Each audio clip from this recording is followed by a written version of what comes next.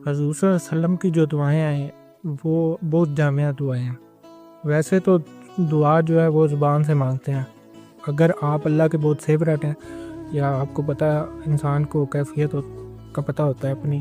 کہ وہ فیورٹ ہے تو وہ دل سے بھی مانگ سکتا ہے۔ آپ مصطفیٰ صلی اللہ علیہ وسلم نے ہمیں بہت سی خوبصورت دعائیں سکھائی ہیں، ایک سے ایک جامع کلمات، اور اگر دل میں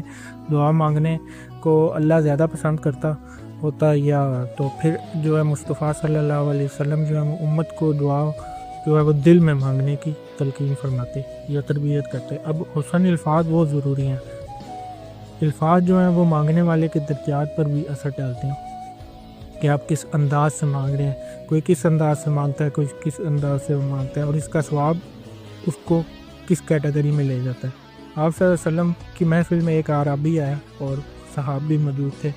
اس نے دور سے کھڑے ہو کے کہا کہ الحمدللہ حمدن کثیرن طیبن، یہ کلمات پڑھے، اور تو آپ صلی اللہ علیہ وسلم نے کہا کہ فرشتے اس پہ ٹوٹ پڑے ہیں اور حیران و پریشان ہے کہ ان کلمات کا جو ہے ثواب وہ کہاں پہ لکھیں۔ تو الفاظ بہت اہمیت رکھتے ہیں، اللہ کلام کو پسند کرنے والا ہے، اور اللہ نے بہت خوبصورت کلمات کہے بھی ہیں قرآن میں، تو قرآن میں وہ لوگوں کے کلمات بھی پسند فرماتا ہے۔ آپ صلی اللہ علیہ وسلم کی یہ شرف حاصل ہے کہ آپ صلی اللہ علیہ وسلم نے اتنے حسین کلمات جو کہ جامع باتیں ہیں اور کم الفاظ میں بیان کی ہیں، دعائیں ہمارے لیے اور ہمیں سکھائی ہیں، جن میں اللہم انی اعوذ بک من العلم لا ينفع ومن الدعاء لا يسمع ومن قلب لا یخشع ومن نفس لا یشع، جس سے مراد ہے کہ اے اللہ میں تیری پناہ چاہتا ہوں ایسے علم سے جو نفع نہ دے، اور ایسی دعا سے جو سنی نہ جائے،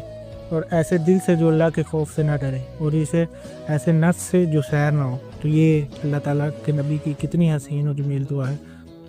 کم الفاظ میں بڑی بڑی جامع باتیں اللہ کے نبی نے کہہ دی اس دعا میں۔